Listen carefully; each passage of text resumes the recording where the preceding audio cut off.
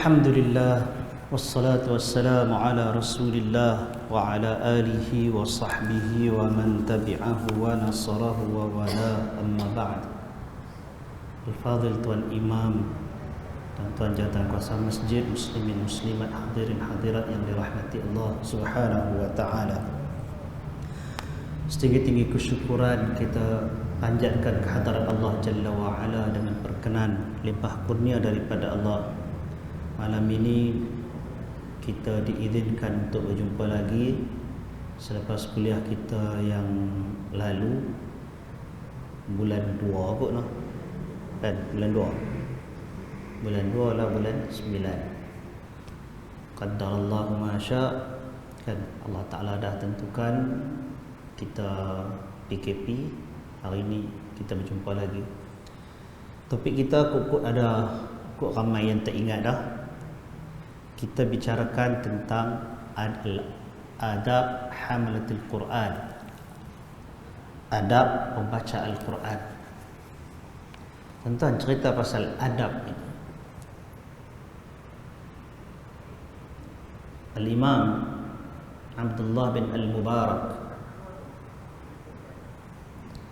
rahimahullah, dia kata, man tahawana bil adab uqiba bihirmani bis sunan, wa man tahawana bis sunan uqiba bihirmani bil fara'id, wa man tahawana bil fara'id uqiba bihirmani bil ma'rifah. Maksud perkataannya, ini bukan ayat Quran, ini bukan hadis, tapi di perkataan ulama salaf. Barang siapa yang memandang remeh, yang pandang ringan adab,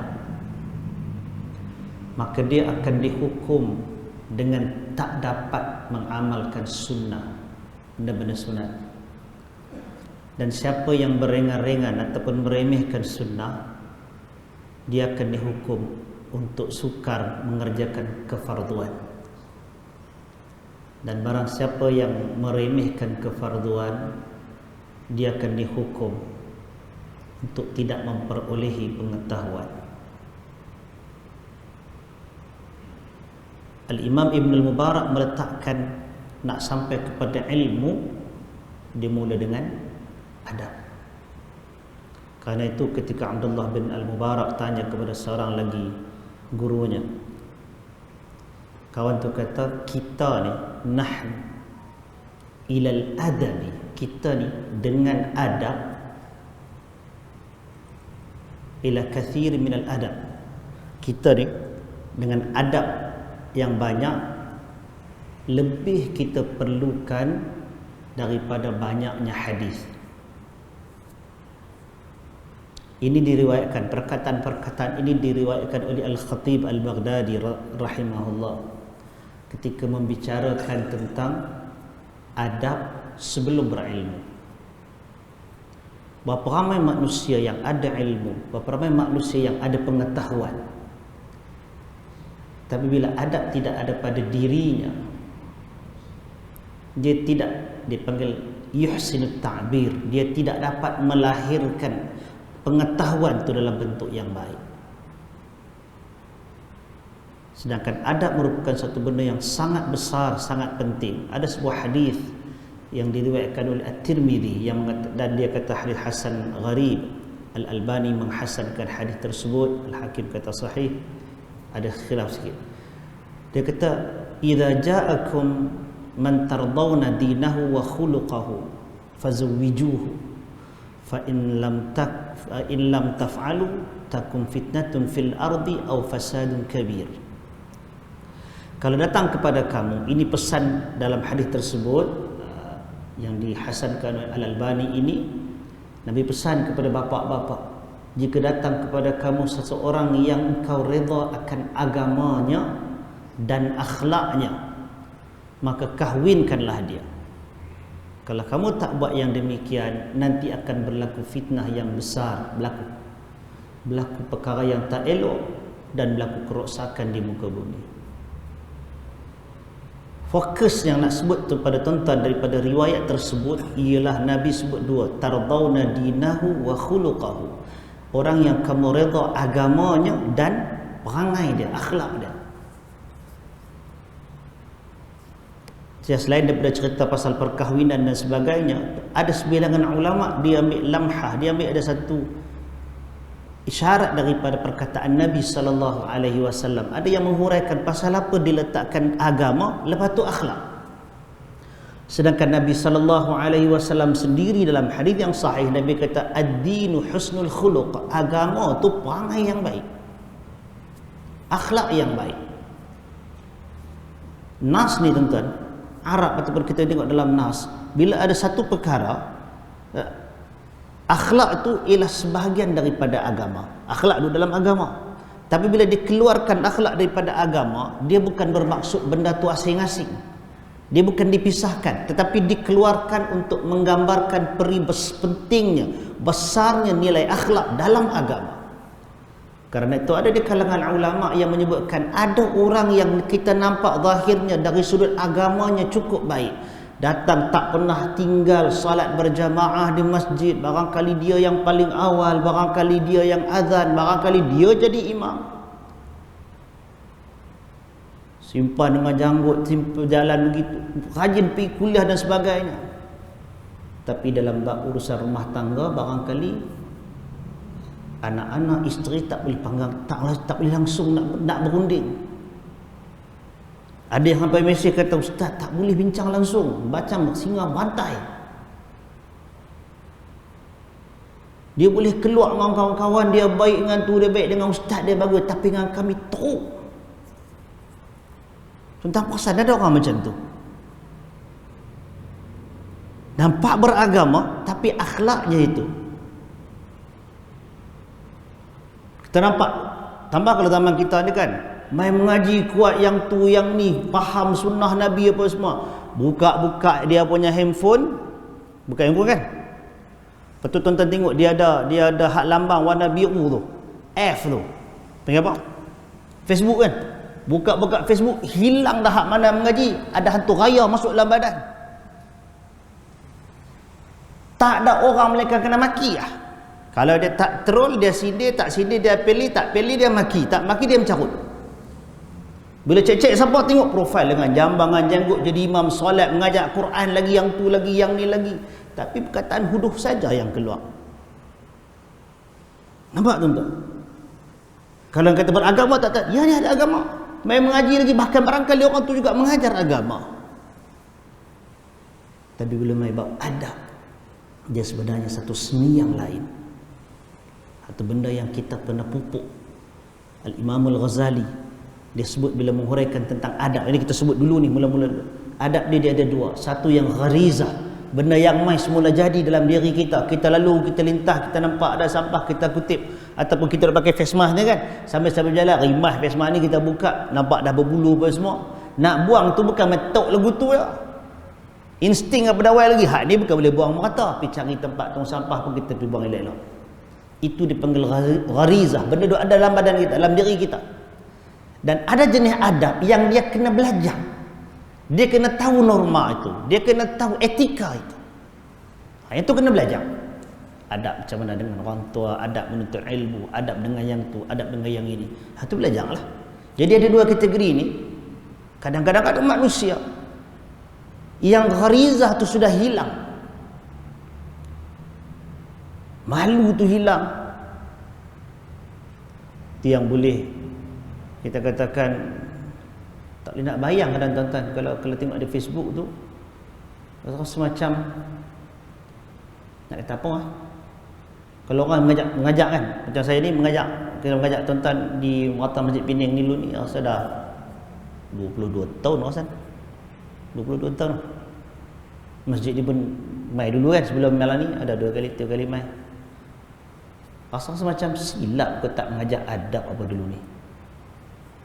Dia ajak orang jangan buat bid'ah, dia ajak orang kembali kepada Quran, kembali kepada sunnah, lupa dah abang kata kena beradab. Tak tahu lah. Good no? Tapi itu sebenarnya adalah malapetaka. Bila kita cuba faham sunnah tapi kita tak dapat nak praktik dalam adab. Tuan-tuan yang dirahmati Allah, ad-dinu husnul khuluq. Agama tu ialah pekerti yang baik. Kita masukkan dalam diri kita benda yang macam itu supaya dunia kita ni lebih aman, tak sakit hati, tak apa orang kata, kalau tidak duk cekang, duk tension dia kan. Pasal ada orang dia kalau sehari dia tak boleh mengata orang ketak. Dulu kalau cerita Melayu dulu kan, jenis hak makcik-makcik ni dia pergi mana? Pergi rumah jiran sebelah sambil duk lepak kat tangga batu kat rumah sebelah kan, duk sembang macam tu kan, duk cerita kau ni. Lah ni tak habis sana lah. Dalam WhatsApp group lah. Betul tak? Dalam WhatsApp group lah, kalau tak mengata sekali ketak tangan tu. Kalau masuk Facebook, kalau tak up status kata ke orang, oh tak boleh jadi tu. Ini tambah kalau apa? Tajuk apa? Tajuk politik. Bukan kata kawan tu tak masuk politik pun, tak ada parti puas pun, tapi dia punya candu lebih pada orang, khayal lebih pada orang lain lagi. Perasan tak? Ada keliling kita manusia yang macam itu, dan sebenarnya dia agama ni dalam ilmu dia ada dua yang Allah Ta'ala turunkan kita, ada dua bentuk tau. Satu dipanggil as-sawabit, benda yang tetap, tekal, tak berubah, tak berganjak. Dan ada al-mutaghayyirat, benda yang berubah, dipanggil al-mutaghayyirat wa masail ijtihadiyah, benda yang berubah, teknikal, dan benda tu benda yang diijtihadkan, dia boleh berbeza-beza. Antara perkara yang thawabit, yang tetap tekal, tak akan berubah bila pun, ialah bab akidah, mentauhidkan Allah Subhanahu wa taala, la ilaha illallah Muhammad Rasulullah dengan segala tuntutannya. Hak tu tekal. Dia tak berubah. Tapi ada perincian dalam perkara akidah, ya kalau kita cek baca dalam hadis yang banyak, masih ada beberapa perkara yang dikhilafkan oleh para ulama. Itu satu bab. Dia mana ada yang teras dan ada perkara yang dibahaskan oleh para ulama. Demikian dengan ibadah, ada juga yang thawabit. Thawabitnya ialah mendirikan salat fardu 5 waktu. Selagi mukallaf, lagi dia ada akal, lagi boleh nyawa, ada akal, lagi tu dia kena salat. Tapi dia ada mutaghayyirat, ada benda yang berubah, ialah teknikal dia. Kalau sihat, dia kena bangkit berdiri menghadap kiblat. Kalau dia boleh main masjid, dia kena main masjid bagi lelaki. Kalau kena PKP hari tu, kena solat di rumah. Hak asasnya kena solat, tapi teknik solat tu yang tu berubah berdasarkan kepada suasana, keadaan. Kalau dia boleh sihat berdiri, dia kena berdiri. Tak boleh berdiri, dia kena duduk. Tak boleh duduk, dia kena duduk, tidak berbaring dan sebagainya. Kalau dia duduk tidak ke mana-mana, tak musafir, kena solat cukup 5 waktu. Kalau dia musafir, ada kelonggaran, dia boleh jamak, dia boleh qasar dan seterusnya. Itu dipanggil mutaghayyirat. Hak thawabit, hak tekal tadi. Mutaghayyirat ni maknanya dia berubah ikut keadaan. Ngaji belakang tu kan. Akidah, ibadah. Ada satu bab lagi yang dinamakan akhlak. Akhlak ni dia tak ada mutaghayyirat, dia tetap juga thawabit. Dia tetap. Nabi SAW Allah Ta'ala pesan kat dia. Allah pesan kat Nabi itu makna serupa pesan kat kita. Walau kunta faddan ghalidhal qalbi lam faddu min hawlik. Kalau kamu kasar dan keras hati, nescaya mereka, sahabat-sahabat kamu, akan bertempiaran daripada keliling kamu. Jadi kerana itu tuan-tuan yang dirahmati Allah, Nabi SAW selalu menyebutkan tentang Nabi dibangkitkan dengan agama yang toleran. Nabi dibangkitkan dengan untuk menyempurnakan akhlak yang saleh. Nabi kata aku tidak dibangkitkan fahishan mutafahishan, yang keji lagi jelek. Jadi itu peri penting tajuk adab. Hadirin yang dirahmati Allah. Baik, habis kita tentang sedikit cerita tentang ilmu yang kita nak baca. Malam ni kita masuk kepada bab yang pertama. Hikam kata tajuk mukadimah selesai dah hari tu. Tak selesai pun kita kira selesai lah. Kalau ada siapa yang ada buku yang sama, buku ini ya. Muka surat 1. Tajuknya Himpunan Kelebihan Membaca Al-Quran dan Para Penghafaznya. Bab pada menyatakan himpunan kelebihan membaca Al-Quran dan para penghafaznya. Qala al-musannif rahimahullah. Musannif kita di Imam Nawawi. Qala Allah Azza wa Jalla, Innal ladhina yatluna kitaballahi wa aqamus salata wa anfaqu mimma razaqnahum sirran wa alaniyatan yarjuna tijaratan lan tabur liyuwaffiyahum ujurahum wa yazidahum min fadlih innahu ghafurun syakur. Mafhumnya, sesungguhnya orang-orang yang selalu membaca kitab Allah dan tetap mendirikan salat serta mendermakan daripada apa yang telah kami kurniakan kepada mereka secara sembunyi atau terbuka, mereka dengan amalan yang demikian mengharapkan sejenis perniagaan yang tidak akan mengalami kerugian, supaya Allah menyempurnakan pahala mereka dan menambahi mereka dengan limpah kurnia-Nya. Sesungguhnya Allah Maha Pengampun, lagi sentiasa membalas dengan sebaik-baiknya akan orang-orang yang bersyukur kepadanya. Surah Fatir ayat 29 dan 30. Hadirin yang dirahmati Allah, ayat ini, sebelum ayat ni, kita kalau nak baca ayat ni, dia ada fokus di sini, tapi kita nak ambil patah belakang sikit. Dalam ayat yang sebelumnya, ayat 28, Allah Ta'ala cerita tentang alam. Allah turunkan cerita kejadian alam ini. Di hujung ayat tu Allah Ta'ala sebut, Innama yakhshallaha min ibadihil ulama, innallaha azizun ghafur. Innama yakhshallaha, yakhshallaha lafzul jalalah. Allah tu bagi atas, jangan bagi depan. Kalau bagi depan tukar makna.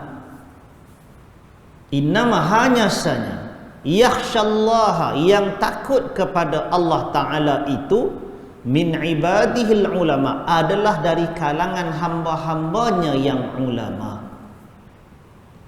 Sesungguhnya Allah Maha Perkasa lagi Maha Mengampun. Kata Al-Imam Ar-Razi,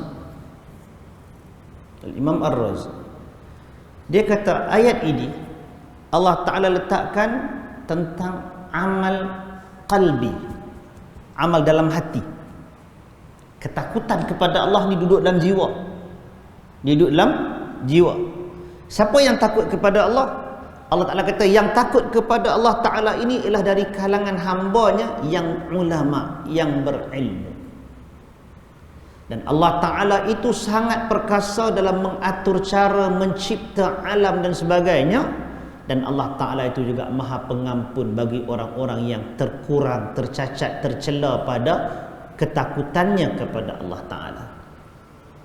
Jadi itu adalah amal qalbi. Lepas Allah Ta'ala cerita yang tu, kata Ar-Razi, Allah cerita sambung dengan kategori berikut daripada amalan. Apa dia? Innal ladzina yatluna kitaballah, sesungguhnya orang-orang yang membaca kitab Allah. Bila perkataan yatluna maknanya recite, baca. Baca ni tuan-tuan, kata Said Qutb rahimahullah, dia kata baca ni dia bukan sekadar dengan lidah begitu tanpa jiwa. Baca tu ialah baca dengan tadabbur, baca dengan penuh penghayatan. Tapi nak dapat penghayatan, dia kena bacalah dulu.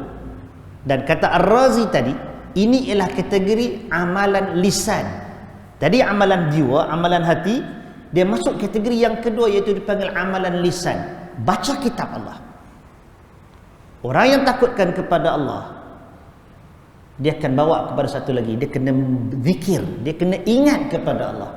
Takut duduk dalam jiwa. Lepas tu dia kena ingatkan Allah Ta'ala, duduk dalam jiwa dan dikeluar, dizahirkan dengan lidah, amal lisan. Dan amal lisan ini, sebaik-baik amal lisan itu ialah membaca kitab Allah. Nampak?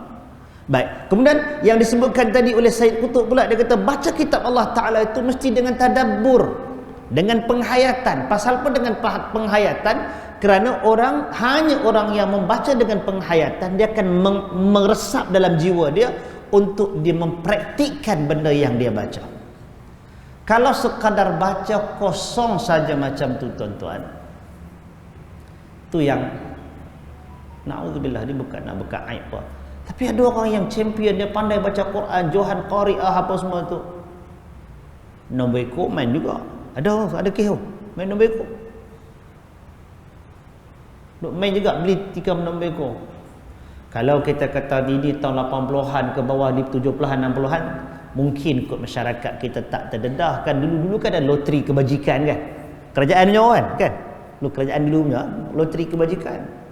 Jadi mungkinlah ketika tu orang kita pun sebaran ilmu agama tak berapa nak menyebar macam sekarang ni, mungkin menyebabkan ada orang tak tahu. Dia kata ni loteri kerajaan punya, ada kebajikan. Takkan salah kot. Kalau salah takkan tak ada ulama bangkang. Dulu kan macam lagu tu, macam tu punya hujah kan. Dulu ada mufti-mufti punya ramai, kalau salah tentu dia bangkang. Padahal banyak je benda yang tak boleh nak kata apa. Ada otoriti agama kepada benda yang memang tak boleh nak buat apa. Tengok je dulu buat benda tu, tak boleh apa. Bidang kuasa masing-masing. Dalam masjid dia boleh apply. Luar dari masjid bukan bidang kuasa pihak kuasa agama dah. Jadi ada benda-benda yang ada dia punya barrier dia, penghadang dia di situ. Baik. Jadi itu yang menyebabkan ada yang dia juga baca Quran, dia juga mungkin guru Quran di tempatnya, dia juga ajak lagu, ajak yang segala makam suara apa semua duk ada. Duk laga lembu juga, duk laga ikan lagi, duk main sabung ayam lagi.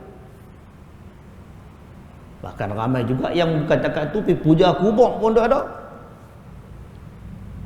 Pasal apa begitu? Pasal hanya baca, dia lalu kot lidah tapi dia tak masuk dalam jiwa. Sedangkan kalau membaca, bila membaca dengan tadabbur, dia akan membawa kepada suluk, dia membawa kepada budi pekerti, praktik. Memang tak sempurna. Itu nama manusia, dia tak akan sempurna.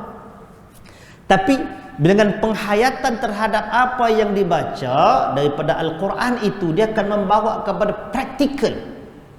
Dalam aktiviti yang berikutnya, Allah Ta'ala kata wa aqamus salah, dan mendirikan salat.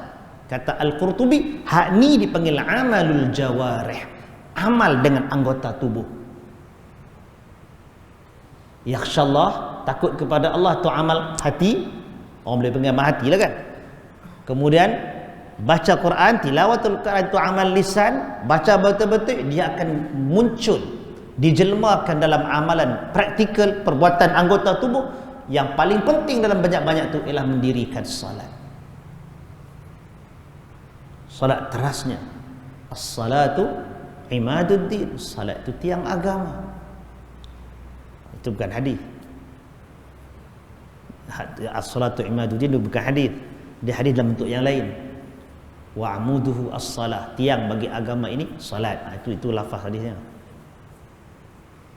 Jadi mendirikan salat.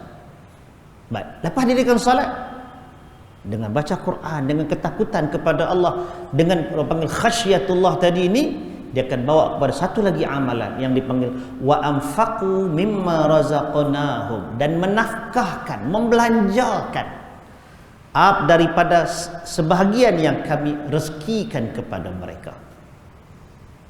Jadi itu dipanggil apa? Tadi amal anggota tubuh, yang ini dipanggil amal perbuatan dengan harta.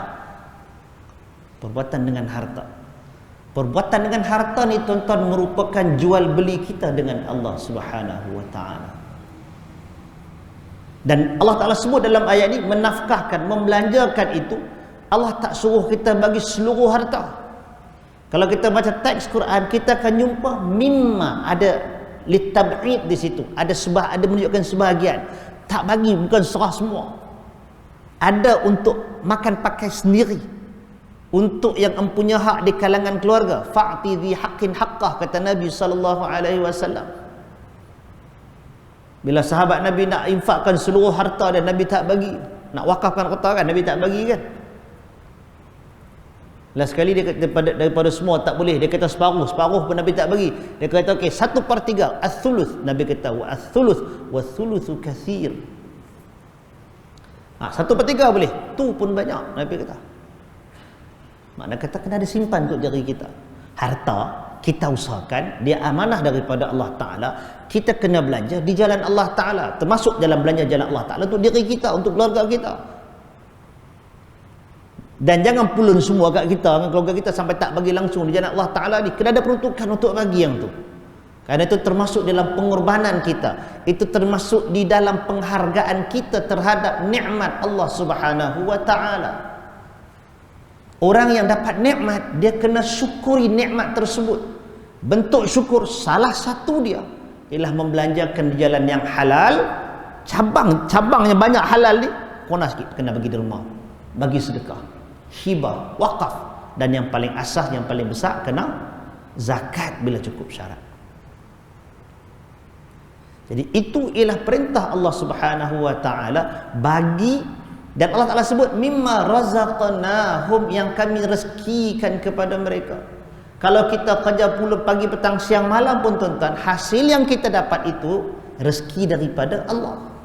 Kita usaha, ya kita usaha, tapi kalau Allah tak bagi, berapa orang yang pagi, petang, siang, malam kerja tak dapat hasil apa? Kan? Ada orang dia bekerja dia dapat hasil, ada orang dia kerja tak dapat apa, tunggu daripada tengah pagi sampai ke petang, 2 kupang. Tuan-tuan tanya kawan-kawan yang jual suap abak. Dulu tak apa jual suap abak kan, lah ni jual suap abak tu kerat orang beli. Nanya kan? Kena time PKP dulu, berapa ramai orang yang tak boleh buat apa. Tapi rezeki datang daripada Allah Ta'ala. Ada orang dia tak boleh buat kerja macam tu, tak boleh menjaga tepi jalan, tiba-tiba dapat permintaan tu, hantar rumah ke rumah lagi banyak pula, sampai tak menang tangan pula. Pasal apa boleh macam tu? Ketika ada orang lain berkeluh kesah, ada orang tiba-tiba survive, dia boleh hidup. Pasal rezeki datang daripada Allah Azza wa Jalla, bukan kita. Jadi atas pemberian itu Allah perintahkan kita buat amalan dengan harta, bagi. Banyak semua ke? Dah bagi sebahagian. Sebahagian tu banyak mana? Atas yang kita boleh lah. Setakat yang kita ikhlas, bagi. Pasal tu disebutkan sirran wa alaniyah, secara sembunyi-sembunyi pun tak apa, wa alaniyah, dan secara terang-terang pun tak apa. Al-Imam Ar-Razi kata sama ada itu bergantung pada apa yang mudah bagi seorang itu. Pokok pangkalnya dia kena ikhlas, sama ada dia bagi terang-terang ataupun dia bagi sembunyi-sembunyi. Mana yang dia boleh buat. Kalau kerana satgi kalau bagi terang-terang ni orang kata riak pula, tak payah bagi lah. Hak tak payah bagi tu riak. Dia kena belit dengan syaitan.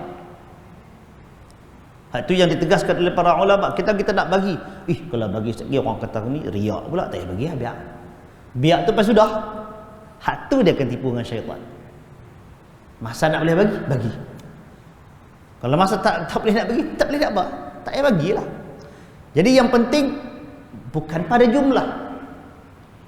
Yang penting bukan pada nak bagi open ke ataupun nak bagi sembunyi-sembunyi. Yang tu ada kelebihan berdasarkan situasi. Situasi yang paling elok yang Nabi sallallahu alaihi wasallam sebutkan ialah yang tangan kanan memberi, ibaratnya kan tangan kanan memberi, tangan kiri pun tak tahu. Maknanya sangat sembunyi, terhindar daripada sebarang bentuk riak, sebarang bentuk ujub, rasa bangga diri, sebarang daripada rasa nak tunggu orang puji. Tak payah tunggu nak kena buat mock check besar pintu. Tak perlu. Tapi ada ketikanya ada orang dia kena buat macam tu, dia kena initiate, buat sesuatu supaya menjadi teladan dan menjadi motivasi kepada orang lain untuk buat juga. Kalau tak ada siapa mula, tak ada siapa nak buat kan. Jadi ada orang dia kena buat. Saya dengan ini saya nak nafkahkan sebagai harta saya untuk bina masjid ni. Orang semua tahu dia buat. Adakah tu bentuk riak? Dah. Hak tu urusan dia dengan Allah Ta'ala. Tapi bila ada inisiatif macam itu, dia kata dia bina masjid, sekali orang kata ni pintu siapa bagi? Oh kami cover semua dah. Ni kapet siapa? Kapet tak ada lagi. Seorang hantar kapet. Nu siapa hantar? apa nama ekon saya bagi 3 biji, yang tu main tak tempat kan. Bila ada satu orang initiate, orang tahu inisiatif itu akan bagi motivasi pada orang lain. Jadi hak tu dia kena secara alaniyah, secara terang-terangan. Tapi ada benda yang kalau terang tak ada manfaat, bahkan merosakkan nilai, merosakkan niat, kena bagi sembunyi-sembunyi. Ini yang disebutkan oleh Allah Subhanahu wa taala. Allah bagi dua ni, pilihlah salah satu.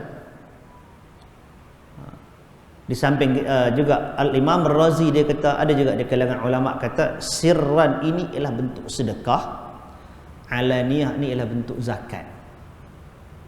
Ada juga yang kata macam tu. Mana-mana pun tak apa. Barangkali yang tu boleh, barangkali sama aja. Zakat ni pun tuan-tuan, zakat lagi lah kan. Kalau kita bagi terang-terang, tak satu zakat ni bagi terang-terang ni penting untuk rekod pihak berkuasa, dia bagi zakat. Pasal kutip zakat ni hak pemerintah. Dia hak dia perintah untuk kutip. Tapi kalau tayang sangat banyak, zakat berapa? Zakat saya dia kata ada 2.5 juta. Kalau zakat dia 2.5 juta, reta dia berapa? Tak 100 juta. Kan? 25%. Jadi kalau orang kata nak tahu reta kau tu, tengok zakat dia banyak mana. Dalam 2 minggu lepas ada jumpa dengan seorang Arab duduk sini ya. Dia kata dia ada satu orang yang dia kenal, ini Syekh kabilah besar Arab di belah Arab Saudi. Memang dia kata bukan kata jutawan, ini memang billionaire. Auditor dia, tukang audit ni beritahu tahun ni, zakat 2 juta. 2 juta buh 5. Aku tak tahu kata aku banyak mana dia kata. Jadi dia takut terkurang, habis 5 juta. Dia tak ada heran. Jenis orang panggil butang, kafling tu kan. Hak nu tu kat 5,000, 6,000 main butang. Butang saja Butang saja tu pun barangkali kalau tak kata second hand lepas boleh beli. Tapi ramai yang macam tu. Kan kita baca kisah Syekh Ar-Rajhi, Abdullah Ar-Rajhi apakah? Orang tua nampak pakai selekeh aja, tapi kebun tamar dia, kebun kurma dia tu, seluas mata memandang, keluar cukup subur di Madinah. Tu orang yang kaya, dan dia keluar kata. Jenis macam tu tak boleh keluar sembunyi-sembunyi. Nak keluar sembunyi ke mana kan? Dia isytihar lah, dia keluar zakat, dia keluar kata, dia bagi apa semua. Jadi yang ceritanya ialah dalam bab amalan harta ini, Allah Ta'ala bagi kita dua pilihan. Sama ada sirran boleh, alaniyah pun tak apa, sembunyi-sembunyi pun boleh, secara terang-terang pun tak apa. Tapi dalam keadaan yarjuna tijaratan lan tabur, dalam keadaan mengharapkan, pengharapan itu yang dipanggil ikhlas. Mengharapkan apa? Mengharapkan redha Allah, mengharapkan keampunan Allah, mengharapkan Allah Ta'ala terima dia punya amalan itu. Dan Allah Ta'ala sifatkan benda ini sebagai tijaratan lan tabur, suatu perniagaan yang tidak akan rugi. Tijarah maknanya perniagaan. Lam lan itu maksudnya never, tidak akan, takkan hilang, takkan rugi. Tuan-tuan yang dirahmati Allah, jadi orang yang baca Quran, orang yang mendirikan salat, orang yang menginfakkan harta, mendermakan harta di jalan Allah Ta'ala sembunyi ataupun terang, dalam keadaan dia ikhlas, orang-orang ini ialah orang-orang yang melaksanakan benda-benda itu dalam keadaan dia mengharapkan perniagaan yang tidak rugi. Pasal apa tak rugi? Pasal Allah Ta'ala bayar. Dalam surah At-Taubah Allah Ta'ala sebutkan, innallaha ashtara minal mu'minina anfusahum wa amwalahum bi anna lahumul jannah. Sesungguhnya Allah beli, tuan-tuan, Allah beli daripada orang-orang yang beriman itu jiwa-jiwa mereka, harta-harta mereka, dan dibayar untuk mereka itu dengan syurga. Allah bayar dengan syurga. Itu perniagaan kita dengan Allah Ta'ala. Besar. Jadi kalau orang tanya apa jenis perniagaan yang paling menguntungkan, perniagaan yang paling untung ialah perniagaan dengan Allah Ta'ala. Perniagaan dengan Allah Ta'ala bukan maksudnya pi jual agama, pi tunggang agama, tak tu halal yang tu. Jangan silap pula. Berjual beli dengan Allah Ta'ala itu ialah menafkahkan jiwa, menafkahkan diri, membelanjakan harta di atas jalan yang Allah Ta'ala redha, ikhlas semata-mata kerananya. Dia bukan, kalau perniagaan, tak, bila kita berniaga, ada orang berniaga nak rugi, tak ada pun no. Tuan-tuan, berniaga apa pun kita kena untung. Berniaga di dunia pun kita mahu untung. Jangan tentang kata berniaga ni tak untung tak apa, jangan dia buat macam tu. Tak ada agama ajak macam berniaga bagi rugi. Nabi berniaga untung. Kan kita baca kisah Nabi kan, daripada Nabi remaja, Nabi ikut berniaga sampai Nabi berkongsi dengan kawan dia, sampailah kemudiannya atas kemajuan perniagaan Nabi itu, baginda telah diminta menjadi wakil kepada Khadijah binti Khuwailid radhiyallahu anha untuk dibawa barang perniagaan ni, dan untung berlipat kali ganda. Tu perniagaan Nabi. Tapi bukannya dengan cara bohong, bukan cara menipu, bukan dengan al-ghish. Niaga betul lah. Tapi tarikan dengan akhlak, tarikan dengan sopan santun, tarikan dengan budi pekerti yang baik, orang maulah. Tapi kalau berniaga muka muncung, com, siapa nak main rapat? Layan customer pun kasar kan, siapa mau pi? Tidak, orang tak mau. Kalau pi pun orang mengata. Jenis kalau kedai makan bawa ayak, bila letak jari dalam cawan tu, bila letak kat semua. Jenis tu ada kan, dia ayak kan, bekas ayak kan? 4 kali. Kalau orang nak pegang lagu ni ke bulan Jawa, dia tak, dia pegang atas ni, dia pegang macam tu, pergi hantar letak kat customer, celup dengan jari-jari sekali. Gamak nak pakai. Itu orang yang tak bijak, memang nak bagi melingkup niaga macam tu. Kadang kedai runcit tak seberapa, tapi muka punya masam, memang orang tak boleh nak masuk. Jadi berniaga kok mana pun kena bagi untung. Itu kita boleh belajar daripada Nabi SAW. Kita belajar daripada para sahabah, bagaimana Abdul Rahman bin Auf bila dia pindah hijrah ke Madinah, selai sepinggang tak ada apa, tapi atas kebijaksanaan dia boleh pergi, dia minta modal sat je, pinjam modal sat daripada sahabat yang dipersaudarakan di Madinah tu, pinjam sat, dia pergi berniaga, hilang apa waktu, balik dia untung balik lah. Dia berniaga. Janganlah kadang berniaga bagi untung. Tapi dalam macam mana pun keuntungan perniagaan di dunia ini, Allah Subhanahu wa taala bagi tahu kat kita, walal akhiratu khairul laka minal ula. Dan akhirat itu lebih baik untuk kamu daripada yang awal. Hak awal tu dunia.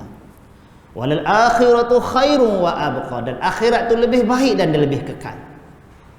Kerana itu kita kena berniaga untuk bawa pergi ke akhirat. Dan perniagaan untuk bawa pergi ke akhirat ni bukan semua orang yang berniaga di dunia buat benda tu. Amalan biasa kita itulah perniagaan kita dengan Allah Azza wa Jalla. Tijaratan lan tabur. Hadirin mukminin yang dirahmati Allah Subhanahu wa taala. Baik, kenapa Al-Imam An-Nawawi bawa mai hadis ni kepada kita di sini? Al-Imam An-Nawawi sebutkan dalam ayat, dan letakkan kat sini. Kita tengok dalam ayat yang berikutnya, ayat 30, liwafiyahum ujurahum wa yazidahum min fadlih, supaya Allah menyempurnakan pahala mereka. Allah Ta'ala sempurnakan pahala. Maknanya setiap orang yang beramal dengan amalan masing-masing itu tidak akan dikurangi haknya oleh Allah Ta'ala. Banyak mana yang dia berhak dapat, Allah akan bagi kat dia, tak akan kurang. Allah tidak zalim. Cuma beza markah antara satu orang dengan satu orang itu ialah pada kualitinya di sisi Allah Ta'ala. Kadar khusyuknya, kadar mengikut sunnah nabinya, banyak mana yang dia buat kan.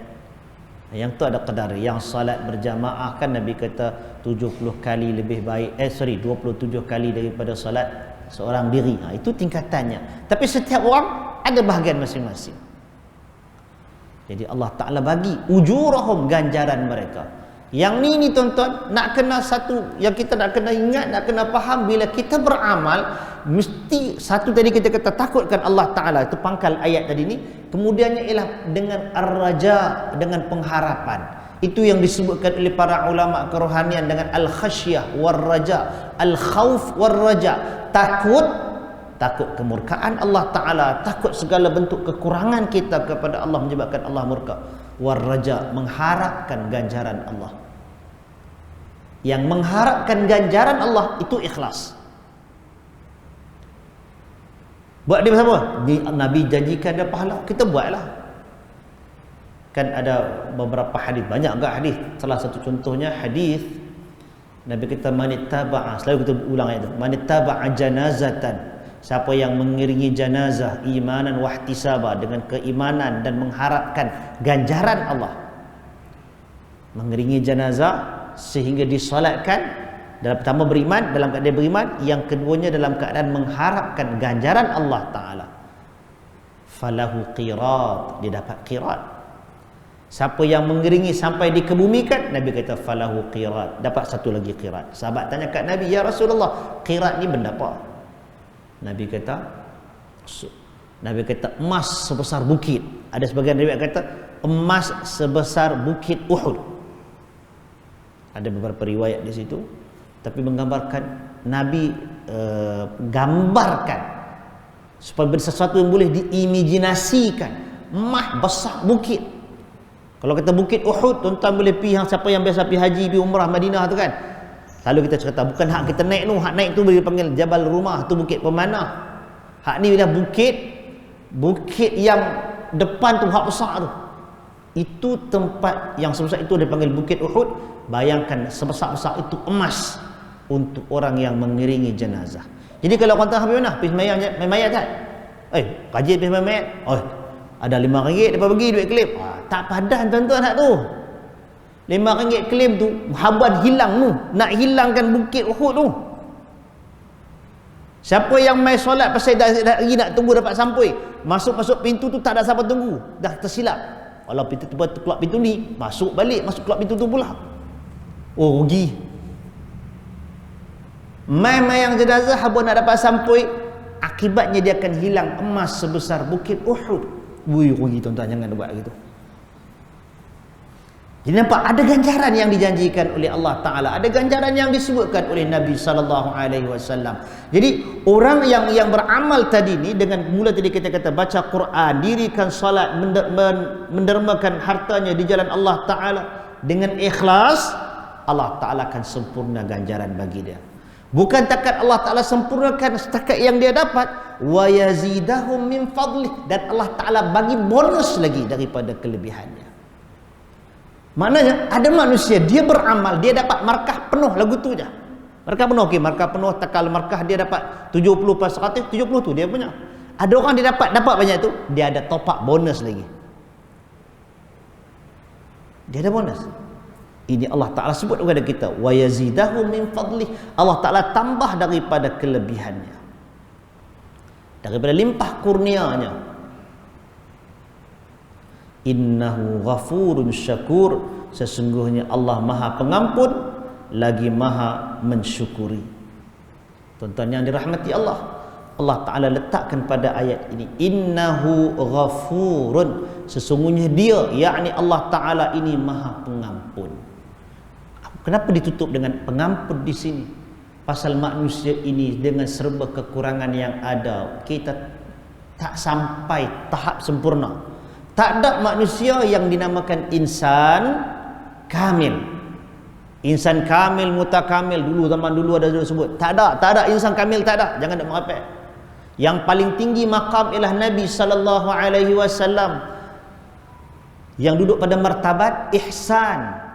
Yang Nabi sebut tentang ihsan, an ta'budallaha ka'annaka tarahu fa illam takun tarahu fa innahu yaraka. Yang kau beramal seakan-akan engkau melihatnya, melihat Allah, dan kalau engkau pun kau tak melihat Allah Ta'ala, sesungguhnya dia melihat engkau. Ada feel dalam pengibadatan, itu maqam ihsan. Sempurna tak? Pasal Nabi itu sendiri Allah Ta'ala buktikan dengan nas Quran, dengan hadis Nabi. Nabi tidak sempurna. Nabi kata dalam hadis Abu Daud, Nabi kata, innama ana basyarun mithlukum usibu wa ukhti. Aku manusia serupa kamu juga. Ada ketika betul, ada tersilap. Hak tersilap tu Allah Ta'ala pandu, beza dengan kita kan. Dan ada beberapa kes dalam Quran, dalam hadis yang kita jumpa kes-kes yang menunjukkan Nabi tersilap, Allah Ta'ala tegur. Tapi itu Nabi, tambahlah kita, lagilah terkurang. Mungkin dalam bab baca kitab Allah Ta'ala masa PKP dulu kan, duk PKP tak ada kelak pergi mana, duk tentu apa nak buat, ingat khatam kot no Quran. Ramai berkhatam Quran kan. Kena pula bulan puasa tak ada lagi, temore tak ada, apa tak ada, lagilah banyak masa nak baca Quran. Mas tak buka PKPB, try tengok Quran perlu patok tang mana kan. Dia terkurang, ada benda kadang dengan kesibukan kita terlalai, dengan kesibukan ada benda yang kita tak ada nak buat. Baik, kadang baca Quran boleh, dirikan solat on time okey, tiba-tiba kita lupa nak derma, nak melangkah, nak derma. Apa duit pun tak ada ni, 3 bulan tak kerja, apa pun tak ada habis, duk kiki habis dah periuk dah ada ni. Kita terkurang.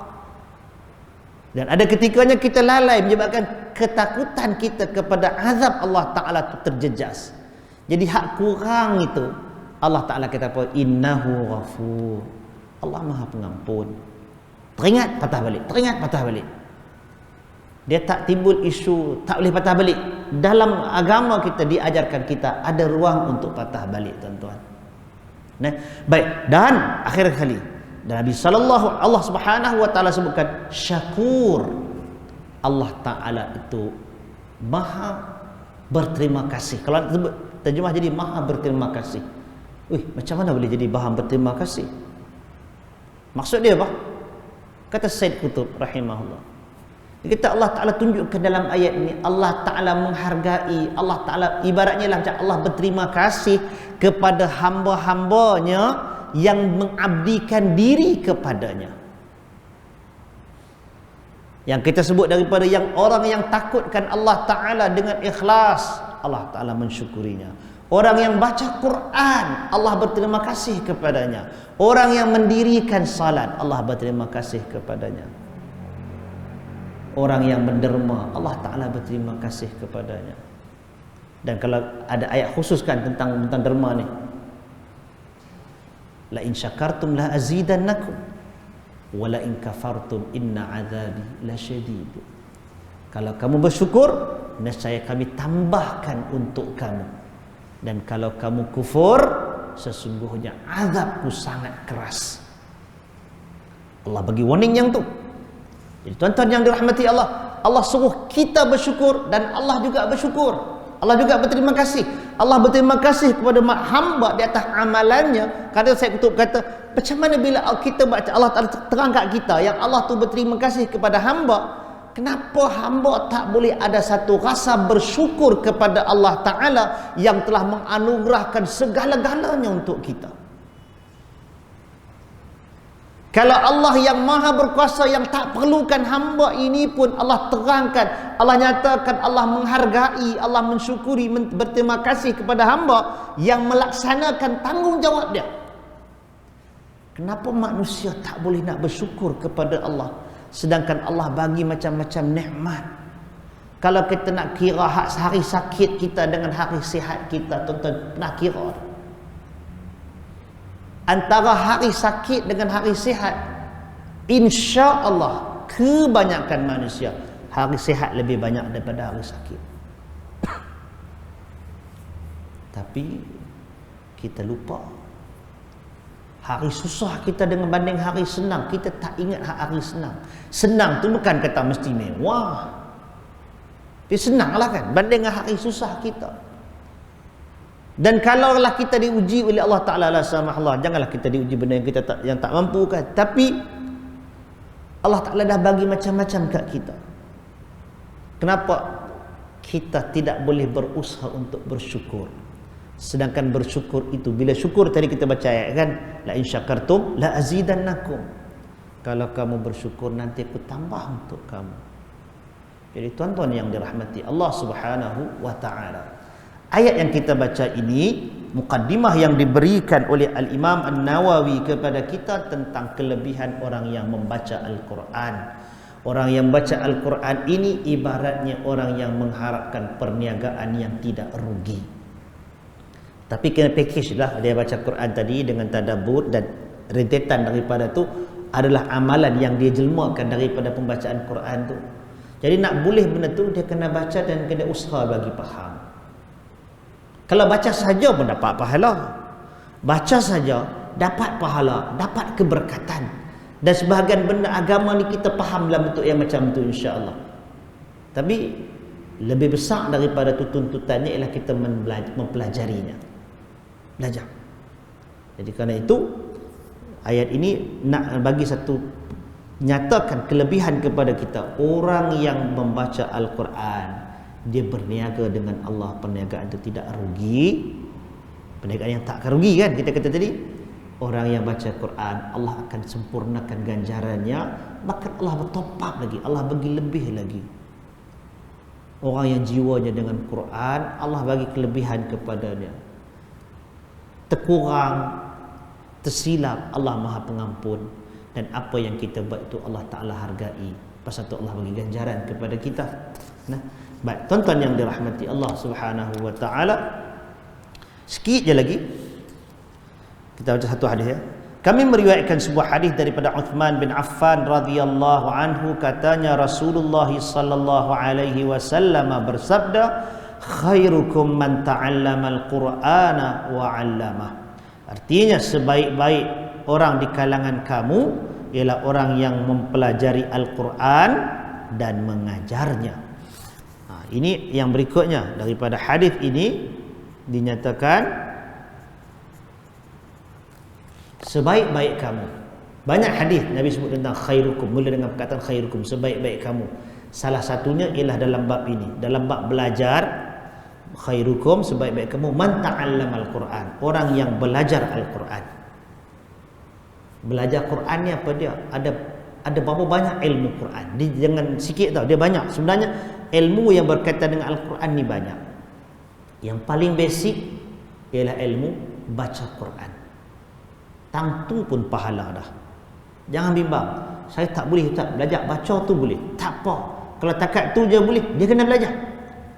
Tidak ada istilah terlewat dan terlambat. Lagi celek mata, lagi mata boleh nampak, lagi boleh kenal huruf. Tak letak kenal huruf pun dia kena baca. Dia kena belajar. Tak dapat lidah keras tak boleh sebut. Tak apa, hak lidah keras tu habuan lain. Tapi usaha tu Allah bagi pahala. Jangan takut. Ada orang tak malu nak belajar tambah nak belajar baca dah tua-tua ni. Nampak macam bagus, tolak dia jadi imam mayang, tapi baca punya teruk. Tu yang kalau ajak solat suruh jadi imam solat, saya imam solat ni tak boleh Ustaz. Lohor asar boleh kata. Dia tempat tu pasal apa? Pasal tak ada bunyi. Kalau tempat lain, kalau tempat yang dulu-dulu kan, tolak main sampai gulung sejadah ni, pasal apa? Saya tak tahu nak wirid. Dia tak tahu wirid je. Tak, dia macam mana pun belajar baca. Itu first, asas dia. Lepas belajar baca, dia ada beberapa ilmu yang lain. Nak bagi pelengkap tentang baca tu, ada dia panggil ilmu tajwid kan. Belajar lebih tajwid dan fasahah tu dia kembang sekali lah. Ada belajar tajwid, lepas tajwid dia belajar fasahah. Hak tu pun kena belajar juga. Bukan mesti nak kena hafal segala maknanya istilah tu. Bukan dia senang nak hafal istilah. Belajar apa? Nun mati dan tanwin. Lepas tu nak kira ingat apa? Izhar halqi. Izhar halqi ke izhar halqum ke benda. Izhar datang apa? Halqi datang apa pula? Lepas tu mengenai iqlaq, mengenai ikhfa, segala jenis. Idgham pula. Idgham tu ada berapa jenis pula. Sat lagi mim mati, sat lagi main dengan mat apa pula? Mat sasli, mat far'i, mat tabi'i, mat harfi, mat kalimi, mat apa? Nak mutsaqal tak mutsaqal. Pakai ingat apa itu jam tang tu ya. Dia bukan syarat nak pergi hafal nama-nama tu. Nama-nama tu hanya sebahagian orang. Hak tu termasuk dalam ilmu dipanggil seni yang lebih sikit. Kalau nak habis berat pun fardu kifayah lah. Kalau nak kata pun habis berat. Yang penting dia tahu baca tu ada kadar minimum dia. Kadar minimum baca Quran ni belajar tajwid ialah jangan sampai rosak makna. Tak sedap tak apa lagi. Hak panjang 2 harakat tu bubuh 4, dia tak tukar makna lagi. Tak eloklah telinga dengar, sakit hati kalau dengar. Wadduha, imam baca Jumaat wadduha, 6 harakat dia bentai duha tu. Kita belakang sakit telinga. Tapi bolehlah dah dia tak reti nak stop, jalan pilah. Lain kali kena betul lah. Dia jangan hak panjang pi pendek terus, yang tu boleh tukar makna. Takat 2 pi tukar jadi 4, 4 tukar jadi 6, 6 makna tak tukar lagi, cuma sakit telinga dengar. Tak elok lah, dia tidak dipanggil tidak husnul adab. Belajar tajwid tu, belajar hak cara baca bagi betul, sebutan tu bagi betul. Nak bagi perfect macam Arab pakai dak lah. Arab tu sendiri baca kena sebut tak betul. Tapi takat-takat mana boleh sebut telur mamak pun telur lah, telur Melayu pun telur lah, tak apa. Jadi perkataan tu dia makna dia bagi betul, hak tu Quran. Kata Imam Al-Qurtubi, Al-Quran nazman wa ma'na. Al-Quran tu nazam dia tu, sebutan dia tu dengan makna dia sekali, jangan miss. Kadang baca punya sedap, tapi tu dah dia ratuh habis semua. Makna pun lari, tak mau. Belajar tajwid, habuan nak bagi baca tu elok, pasal hak elok tu dapat pahala. Termasuk dalam perintah warattilil Qur'ana tartila dalam surah Al-Muzammil, Allah Ta'ala kata dan bacalah Al-Quran secara tartil. Maksud tartil itu ialah dengan memberikan hak kepada makhraj huruf dan tempat berhenti serta memulakan ayat. Hak tu pun seni penting juga tu. Pasal tu tuan-tuan tengok, punyalah orang usaha siap dengan wakaf dan ibtidak, apa jenis keluaran tu ada. Usaha tu para ulama bincang, ulama tu yang kitab-kitab depa tebal-tebal tak boleh nak faham. Hak mai kemudian usaha pula bubuh kat mushaf, tanda pula warna-warni lagi tu ada kan, terang pula.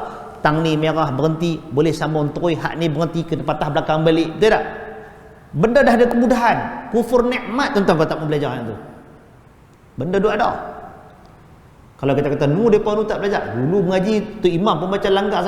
Zaman dulu dengan tak ada kemudahan tuan-tuan. Dengan tak ada kemudahan tu pun kira bagus banyak dah kan. Lah dengan segala kemudahan tiba-tiba kita tak mau payah nak mengaji ni. Kufur nikmat namanya. Benda belajar dapat pahala. Itu antara ilmu. Jadi ta'allam al-Quran, belajar baca, belajar tajwid. Tapi jangan berhenti tang tu. Sat gipah tu berhenti, pusing kat tu juga, patah balik mai pusing tu juga, tak sudah-sudah. Dia up sikit lagi. Kalau setengah-setengah tapi hak ni pun tak, orang awam dia tak penting sangat. Yang ni dia panggil tulab ilm, pelajar-pelajar penuntut-penuntut ilmu. Dia masuk mahat tahfiz Quran, Darul Quran, masuk universiti, kuliah Quran, dia ada satu ilmu lagi, dia panggil ilmu qiraat.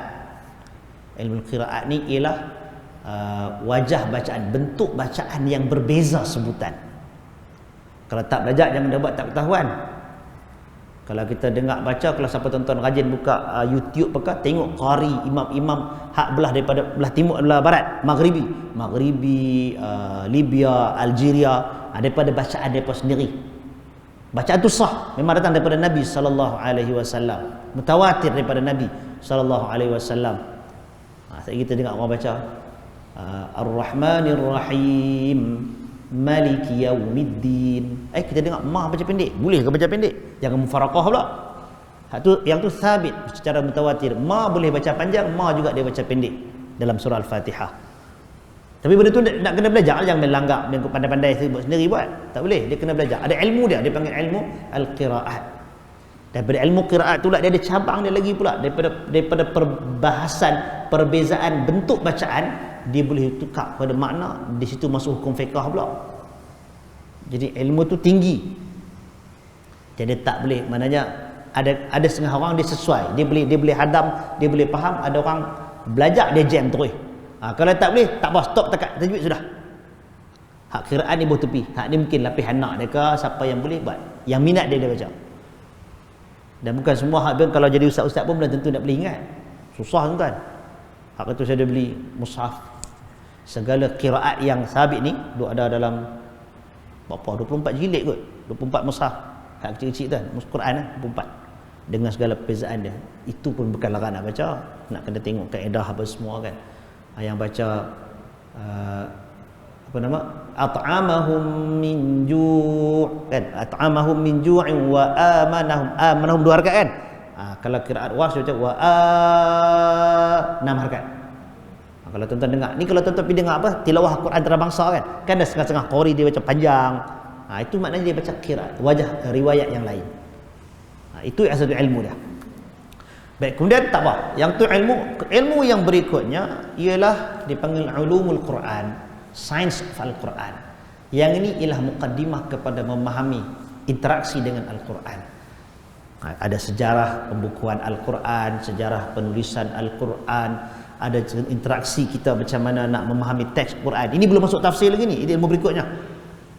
Nas Quran itu ada yang am, ada yang khas, ada yang muqayyad, dia terikat, ada yang mutlak, dia terbuka.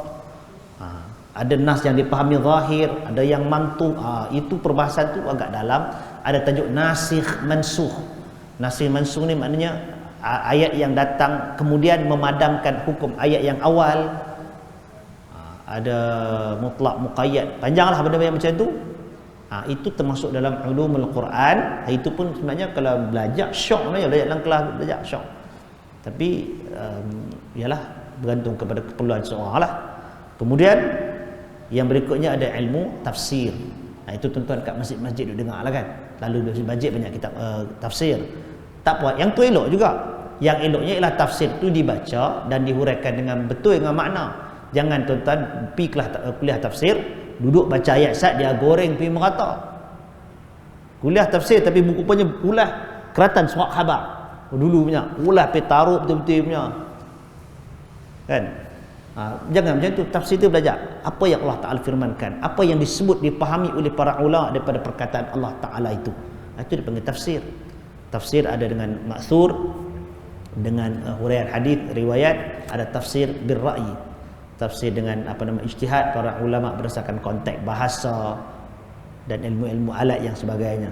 Jadi itu ada ilmu yang dikatakan ilmu Al-Quran. Kita kalau tuan-tuan ni level kita ni nak pilih yang mana? Pilih satu, pilih dua. Hujung dia boleh beramal. Jadi kita belajar baca, habis ini belajar baca, belajar tajwid sikit lebih kurang habuan nak boleh perelok betul baca. Kemudian belajar tafsir sikit, tadabbur, penghayatan Quran, supaya kita boleh tahu apa sebenarnya yang terkandung dalam ayat-ayat Allah Ta'ala ini untuk kita praktikkan, untuk kita amalkan. Nak dalam sampai ke selok-belok dalam berjilid-jilid yang dibahaskan oleh para ulama, bukan semua orang mampu, bukan semua orang perlu. Tapi di hujung cerita dia, kita boleh beriman dengan lebih kukuh terhadap ayat yang Allah Ta'ala turunkan, dan kita boleh beramal dengan kandungannya. Lepas tu kita boleh sebarkan. Pasal Nabi kata khairukum man ta'allama al-Quran, belajar Quran, lepas tu buat apa? Wa 'allamahu, dan dia ajar Quran tu. Nah, jadi tuan-tuan yang dirahmati Allah, mudah-mudahan kita termasuk dari kalangan yang disebutkan oleh Nabi sallallahu alaihi wasallam. Banyak mana nak belajar, banyak mana nak mengajar, itu pada kadar kemampuan yang kita ada, dan setiap daripada kita akan dihisab oleh Allah Azza wa Jalla. Wallahu taala a'lam. Cukup sekadar tu.